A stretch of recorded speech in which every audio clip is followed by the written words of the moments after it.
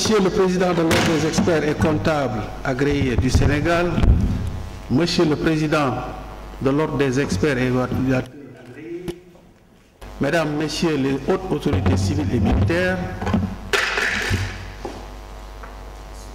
Mesdames et Messieurs les chefs religieux et coutumiers, Mesdames, Messieurs les bâtonniers, représentants des barreaux, chers.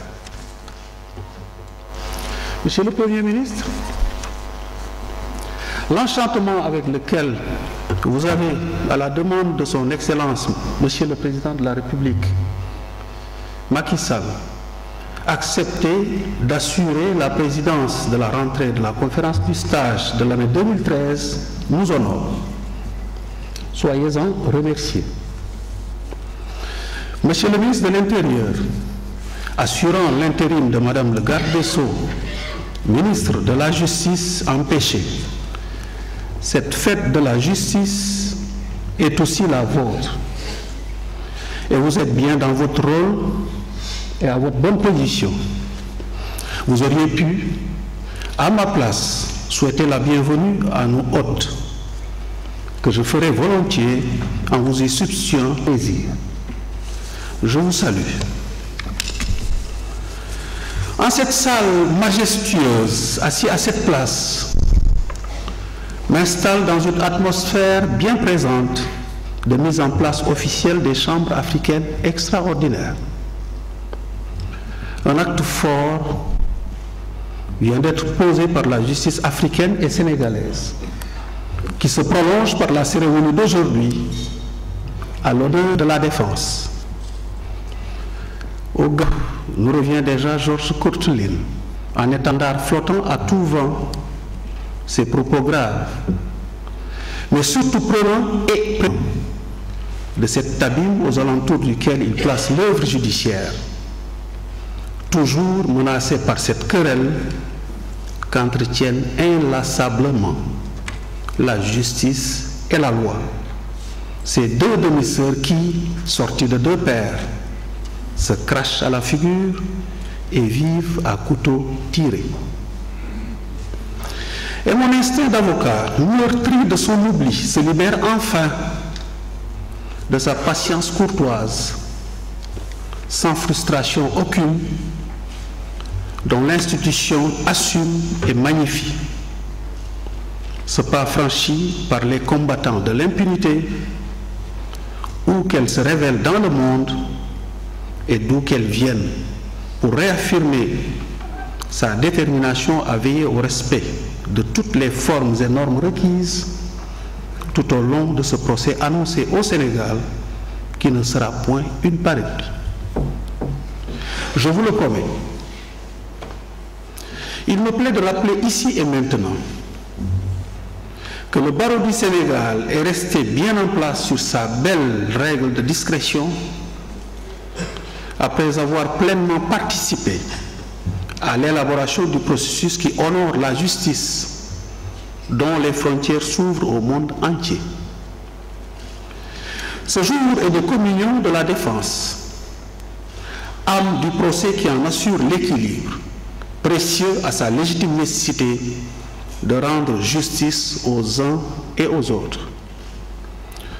Tout accusé, présumé innocent, mérite respect, écoute, assistance et considération, tandis que les victimes, lasses de leur combat interminable, ont un besoin pressant de se faire entendre dans l'acuité de leur douleur, qui pour soi-même, qui pour clore dans la dignité le deuil de ses proches, avez-vous érigé en sempiternelle devise.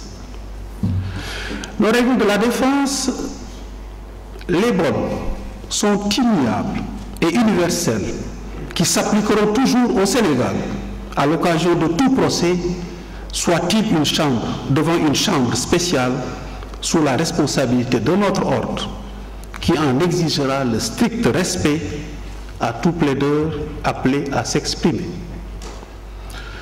Il ne pourrait être concevable que la plus petite entrave soit faite à l'accomplissement de la défense, sous toutes ses facettes mais il ne sera point admissible qu'elle s'écarte de sa substance qu'il m'échoit de préserver sur nos terres et ailleurs.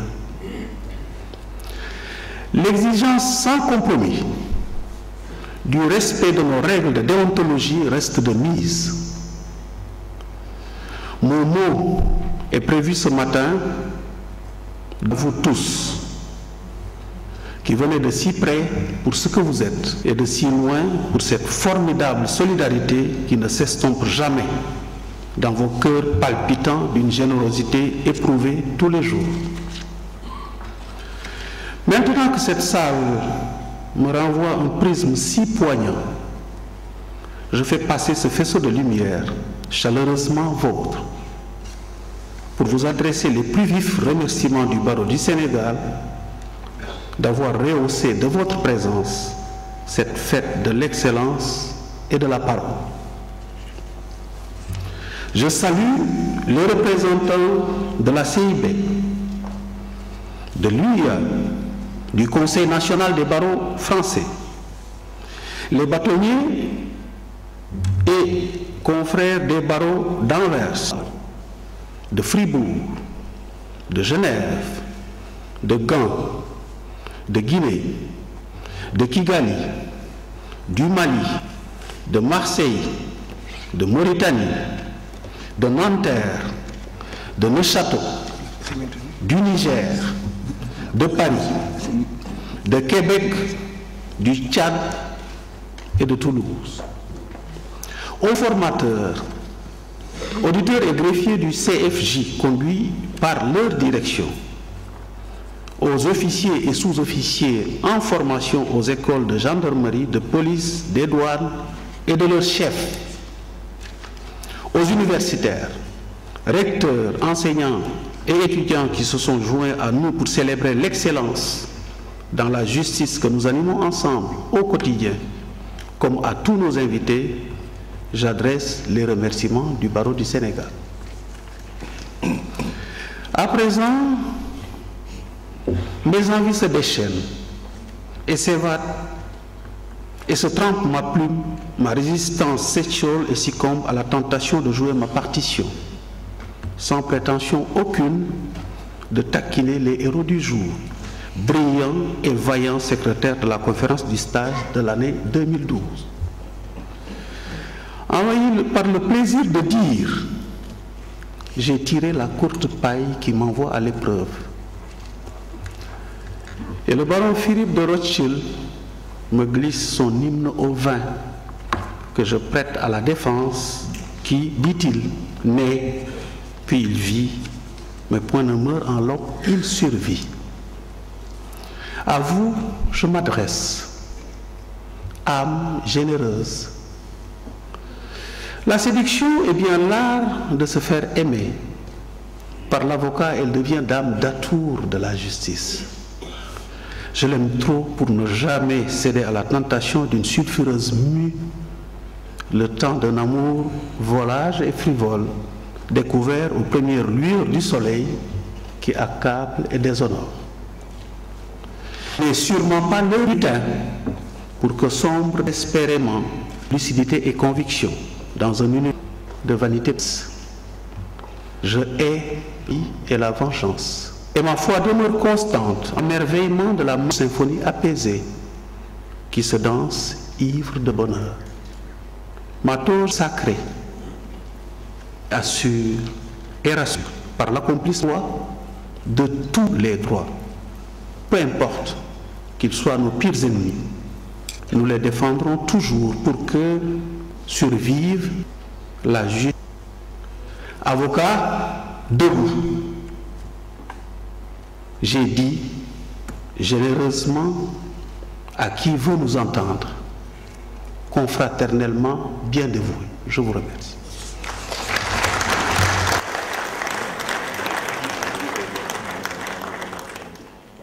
À présent la parole à Monsieur Yves Ochimski, président d'honneur de CIB, représentant les bâtonniers européens.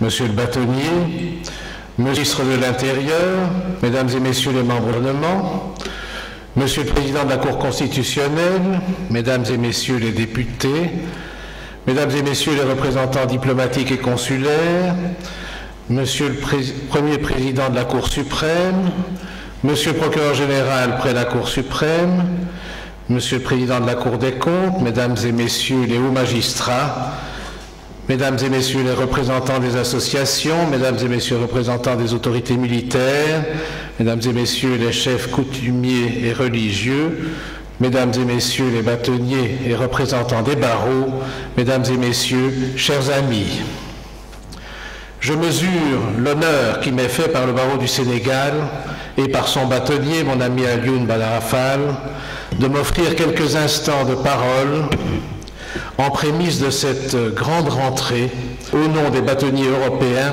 en ma qualité de président d'honneur de la CIB, cette conférence internationale des barreaux de tradition juridique commune à laquelle tant d'entre nous sommes tellement attachés.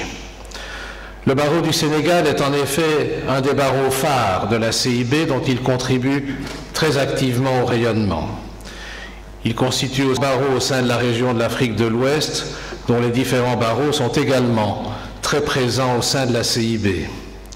Tous ensemble, barreaux francophones d'Afrique, d'Europe et d'Amérique, nous avons la vocation, depuis 1985, à affirmer et à défendre notre idéal d'indépendance, à exercer notre vigilance pour la construction et le maintien de l'état de droit, la défense des droits de l'homme et des droits de la défense de la défense, et à soutenir ceux d'entre nos barreaux qui connaissent des atteintes à leur indépendance et à la liberté de défendre. J'ai le privilège de représenter les barreaux et les bâtonniers européens et en ma qualité personnelle de membre de la délégation belge auprès du Conseil des barreaux européens, je suis heureux de saluer le barreau du Sénégal au nom de cette institution aussi. Je suis également porteur d'un message d'amitié du bâtonnier Michel Vlies du barreau de Bruxelles ainsi que du bâtonnier Georges-Albert Dahl, président sortant du CCBE, qui regrette de n'avoir pu faire le déplacement à Dakar. Le barreau de Bruxelles vous transmet sa fraternité, née de plus de 20 ans de jumelage avec le barreau du Sénégal. C'est déjà vous dire à quel point je suis heureux d'être ici et de pouvoir être le messager de toutes ces amitiés. Je voudrais aussi vous dire, mais cela vous l'aurez certainement déjà compris, combien j'aime le barreau du Sénégal et son bâtonnier, qui fait tant honneur au barreau international et qui apporte à son barreau un remarquable rayonnement intellectuel, une grande sagesse liée à sa compétence et à son autorité, et la marque forte de son indépendance. Et c'est bien l'indépendance qui se trouve au cœur des choses. Nous vivons, nous, avocats, nous, barreaux, avec l'indépendance chevillée au corps, car l'indépendance du barreau est la condition même d'une justice qui précisément se doit d'être juste. Car sans l'avocat qui n'est pas, comme on l'entendait dans le passé, un auxiliaire de justice, mais bien à part entière un acteur de justice, sans l'avocat, pas de justice, et sans justice, pas de démocratie, pas d'état de droit.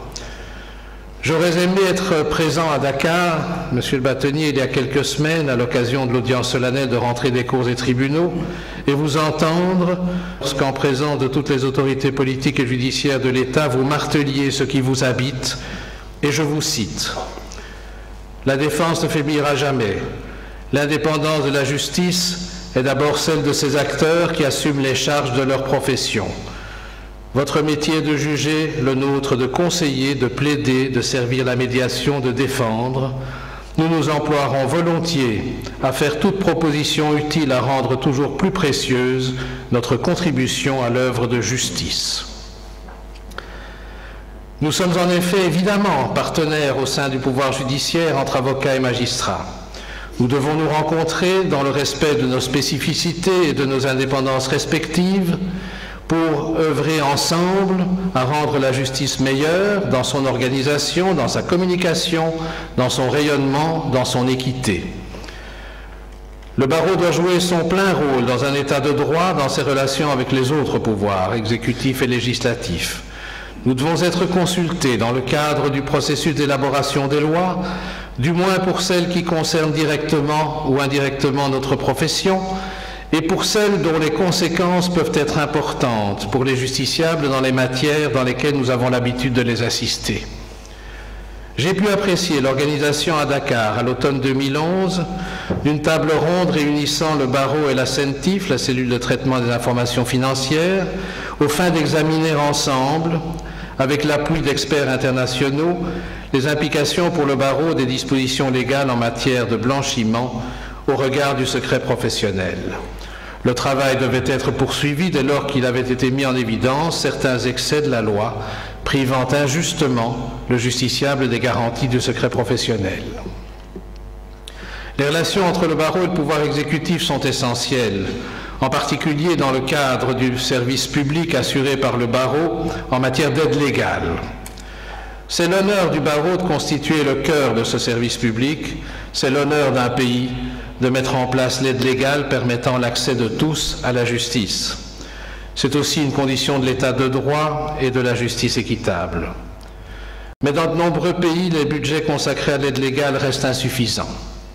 Ainsi, au Sénégal, où les barreaux de Bruxelles et du Sénégal ont collaboré sur cette très importante question, des progrès ont été réalisés à travers la mise en place d'un fonds d'accès à la justice de 350 millions de francs, dont il convient naturellement de libérer les budgets votés.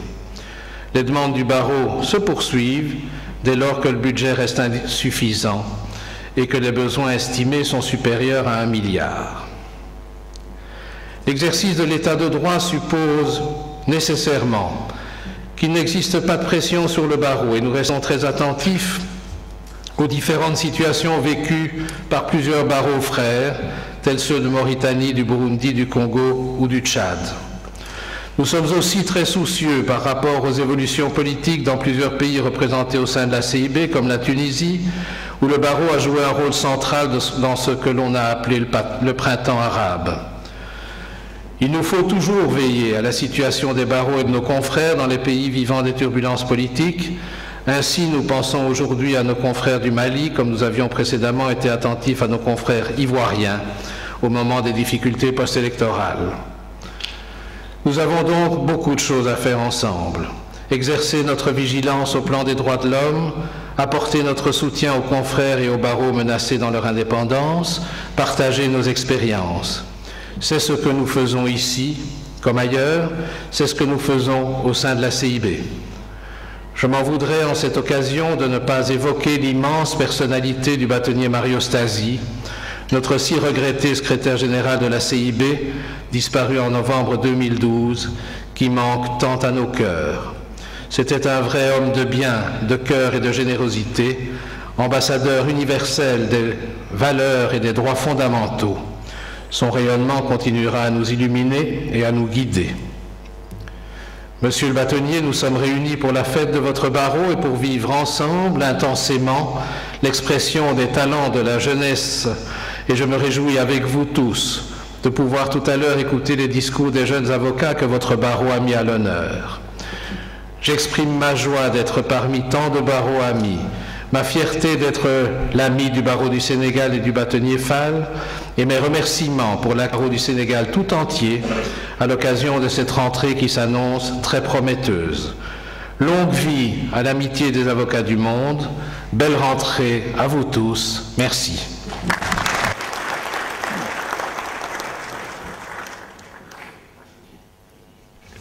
Je donne à présent la parole à Monsieur le bâtonnier de la province du Québec, Nicolas Plourde, représentant les bâtonniers canadiens, les avocats canadiens. Monsieur le Président d'honneur de la CIB, Mesdames et Messieurs les bâtonniers et hauts magistrats, chers confrères, consoeurs, distingués invités. Tout d'abord, je dois vous dire que j'ai été très heureux de recevoir une invitation personnelle pour venir ici. J'étais encore plus heureux quand le bâtonnier du Québec, M. Nicolas Plourde, m'a demandé de le remplacer et de vous lire le message qu'il veut bien vous adresser. Alors, ce que dit le bâtonnier Plourde, je vous le lis. Je tiens à vous remercier tous, et précisément le bâtonnier du Sénégal, de m'avoir invité à cette rentrée solennelle de la conférence du stage de l'Ordre du Sénégal et de m'offrir le privilège de m'adresser à vous aujourd'hui. C'est donc avec regret que je ne puis assister à cette tradition qu'est la rentrée judiciaire qui, à mon avis, représente l'un des plus beaux et des plus importants moments de l'année. À cette occasion, l'ensemble des membres de la communauté juridique se réunit pour donner le coup d'envoi à l'année judiciaire et pour partager ses souhaits d'amélioration pour la justice. Être des vôtres m'aurait permis d'avoir le plaisir de revoir mon confrère Michel Bâtonnier à Lyon Badarafa et aussi de faire connaissance avec des avocats et des membres de la magistrature sénégalaise. Considérant que la durée du bâtonnat du Québec, je suis certain que ce n'est que partie mise pour mes successeurs. La participation à ces cérémonies de votre conférence du stade revêt une telle importance pour le barreau de Michel Bâtonnier Henri Grondin de m'y représenter. Je le remercie, il lui est fort reconnaissant d'avoir spontanément. Merci. En effet, il y a à peine quelques mois, le barreau du Québec et du Sénégal ont scellé leur lien d'amitié en signant un protocole jumelage. Cette entente a vu le jour en raison d'une vision partagée par nos institutions respectives sur les grandes questions qui touchent la profession et plus précisément sur la formation des avocats. Rappelons-nous qu'à titre d'ordre professionnel, notre mandat est d'assurer la protection du public. Pour y parvenir, nous avons entre autres le devoir de nous assurer de la compétence de nos membres, de mettre tout en œuvre pour maximiser les liens de confiance entre les avocats, le public et l'État. Ceci dit, vous l'avez dit, M. le Bâtonnier, j'allais dire, M. le Bâtonnier, dans vos différents discours, nous sommes des avocats. Nous sommes porteurs de valeurs universelles. Nous sommes au carrefour du droit, nous sommes au carrefour de la liberté, nous sommes au carrefour de la démocratie. Qui mieux que nous peut porter haut le flambeau de la liberté? Qui mieux que nous peut porter haut le flambeau de la démocratie, surtout en ces temps de turbulence que connaît notre continent? Vous me permettrez en ces instants solennels d'évoquer la situation de mon pays, le Mali. Et c'est l'occasion pour moi de dire à vous tous, membres de la CIV, merci. Grand merci pour le soutien dont nous avons bénéficié.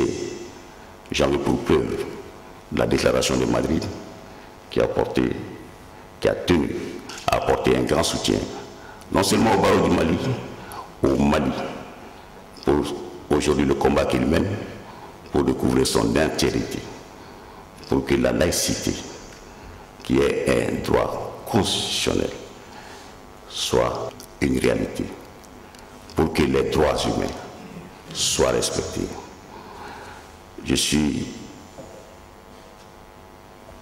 Je dois évoquer également la mémoire de notre illustre disparu, le bâtonnier Marostazi.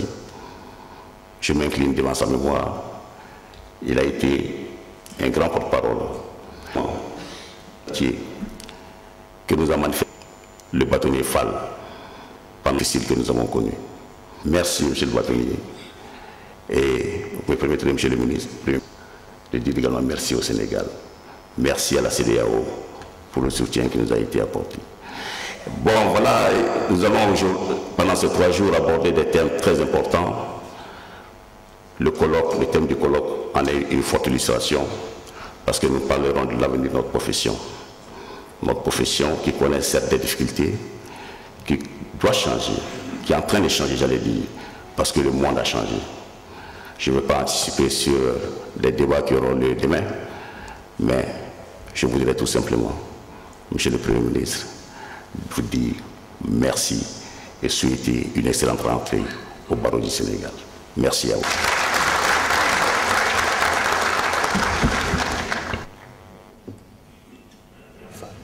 Je donne à présent la parole à Monsieur Ali Fall. Merci beaucoup, Monsieur le Premier ministre. Chers invités, chers confrères, comme vous l'avez entendu depuis tout à l'heure, avec le discours des bâtonniers, la fête du Verbe commence.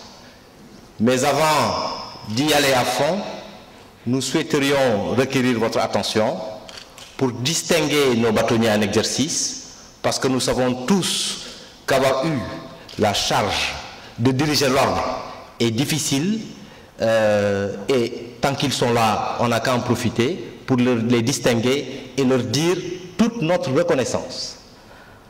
Donc, la première distinction sera pour M. le bâtonnier Bokarnian et sera remise par M. le Premier ministre.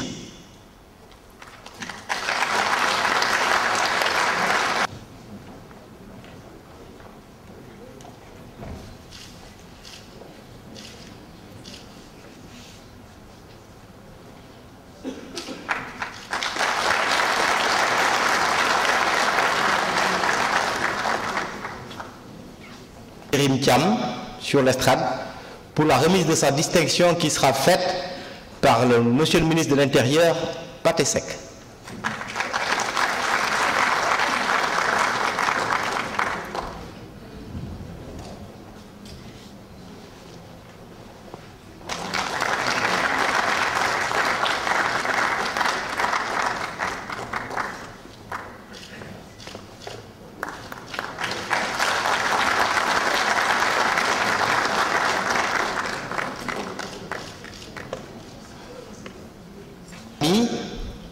Nous invitons M. le bâtonnier Eli Ousmane Sarr pour recevoir sa distinction qui sera remise par M. le procureur général près la Cour suprême.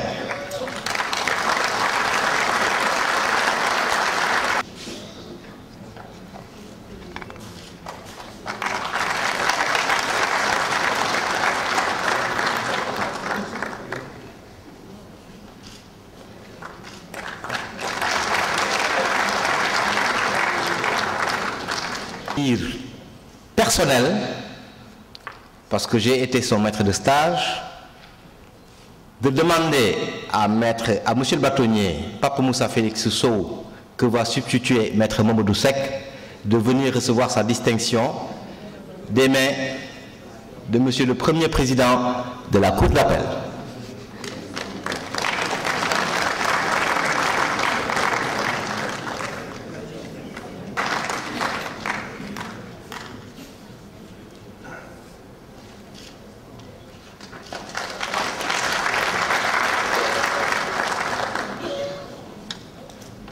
Recevra sa distinction des mains de monsieur le procureur général près la Cour d'appel de Dakar.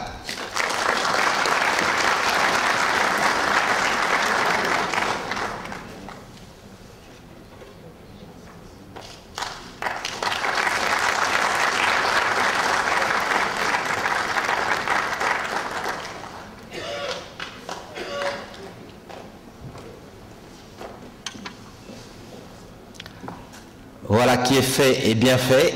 Messieurs les bâtonniers, nous vous remercions pour tout ce que vous avez apporté. Merci.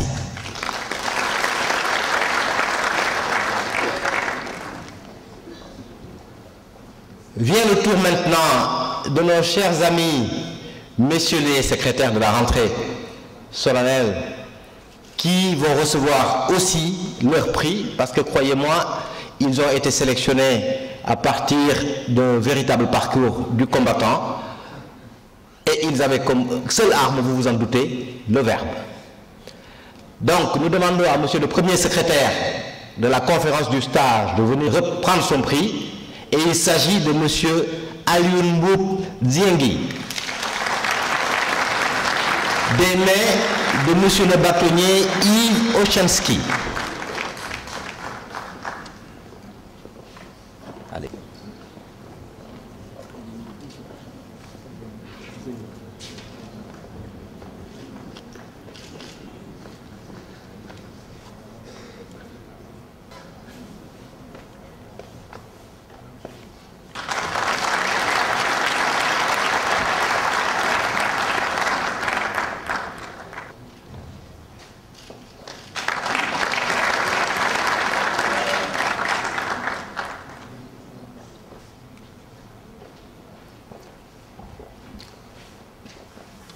Avocate vaillante garde, je vais appeler notre ami Ndumbewan, deuxième secrétaire de la conférence du stage.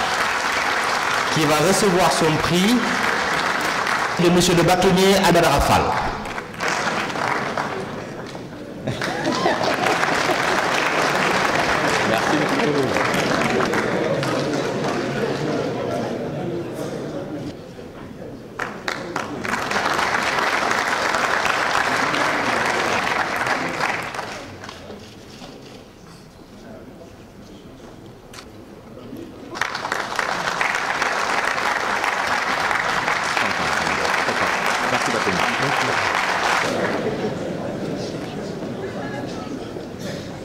Une fois n'est pas coutume, nous avons un ex-aequo pour la 3e place, notre ami Ramaba Bachili et Awaba, qui recevra son prix des mains de monsieur le secrétaire général de la Cour d'appel.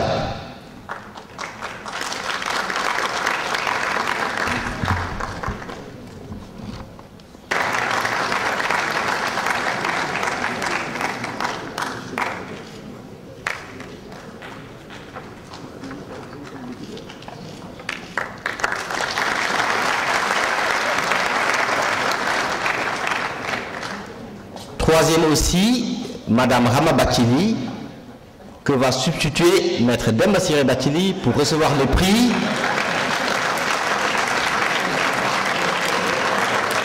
des mains de Monsieur le secrétaire général de la Cour suprême.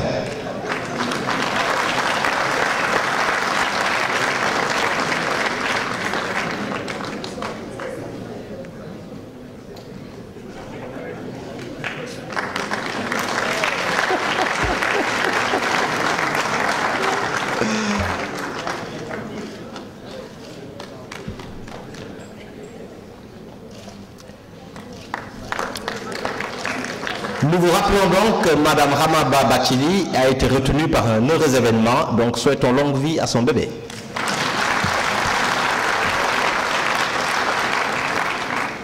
Que j'ai toujours l'habitude d'appeler le petit agent, et prier de venir recevoir son prix des mains du bâtonnier Keïta.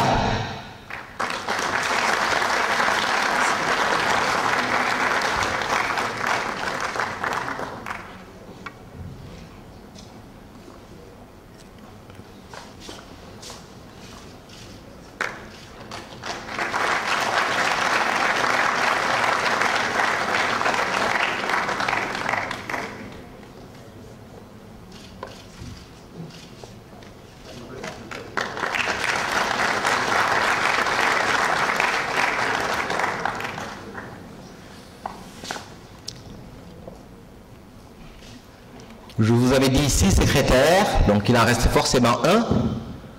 Monsieur Yeriba, qui va recevoir son prix de secrétaire de la conférence des mains de Monsieur le directeur de cabinet du ministre de la Justice, garde des Sceaux.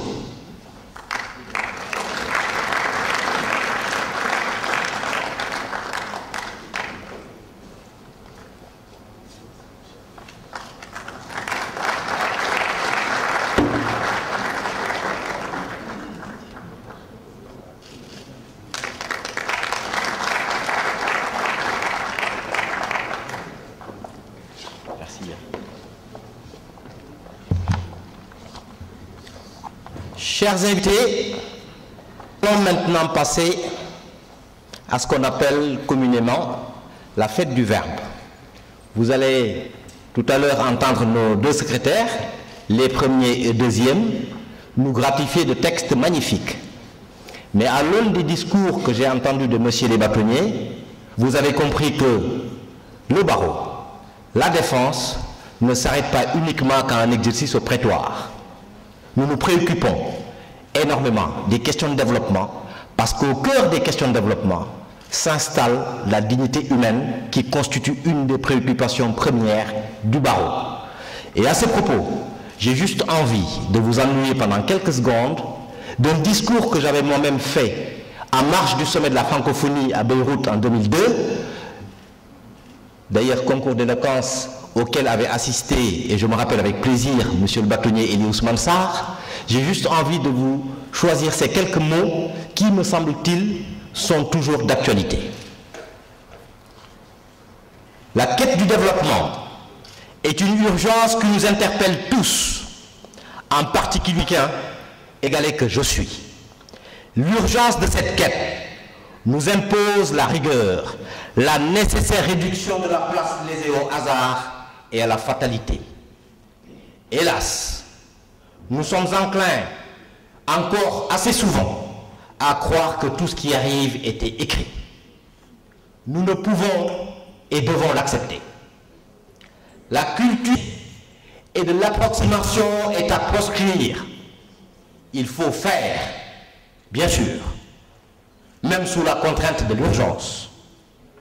Le mieux est l'ennemi du bien. Nous ne le discutons pas. Il reste donc entendu que faire, c'est bien, assurément. Mais bien faire, c'est encore mieux. Ne nous faisons pas d'illusions. L'inertie nous détruit. Elle contribue fatalement. Le défi de développement est pour nous cousu du fil de l'urgence. Ce fil ne peut être une anesthésie. Il faut le relever, ces défis, par un concert harmonieux de nos actes, de tous nos actes. Ces actes conçus, volontaires, organisés, scelleront notre destin. Il est toujours en notre main. Pour enchaîner, vous verrez que les discours des secrétaires restent dans cette quête du développement, cette quête de l'excellence de l'être humain. Il sera question, d'une part, d'un duel à distance entre deux volatiles, l'aigle et la poule, et de l'autre côté, la triptyque qui concernera 3 champions. Donc je vais appeler ici et maintenant M. Alimbouk Zinghi pour sur les volatiles.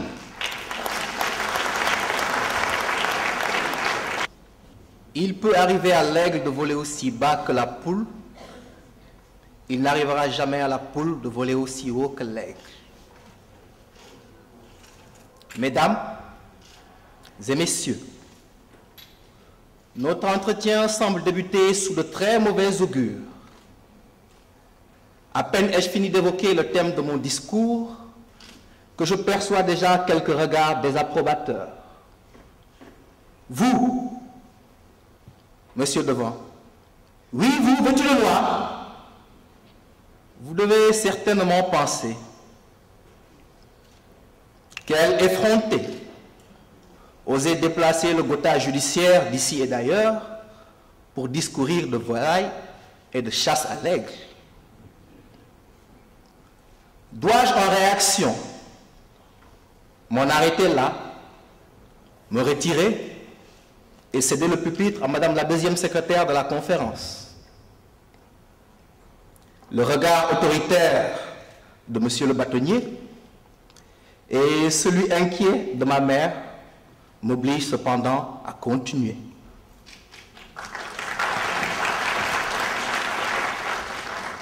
Alors, je poursuivrai. Et au pire des cas, vous n'aurez rien perdu à m'écouter. L'abord à cette manifestation étant gratuit, et mieux, les fins gourmets pourront apprécier le buffet offert à l'issue.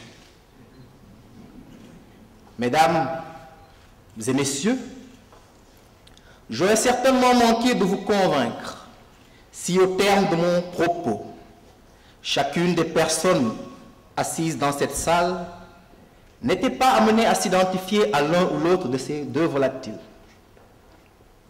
Non pas que vous vous mettrez pour certains à glousser et pour d'autres à glatir ou à trompeter, mais seulement à vous reconnaître dans les différents traits de caractère de l'aigle ou de la poule. L'aigle et la poule renvoient respectivement à deux catégories opposées d'être, à deux conceptions antinomiques de la vie. L'aigle appartient à la famille des Achillidés et grand rapace planeur d'une. Il symbolise les idées de beauté, de force, de prestige, de liberté absolue et d'ambition démesurée.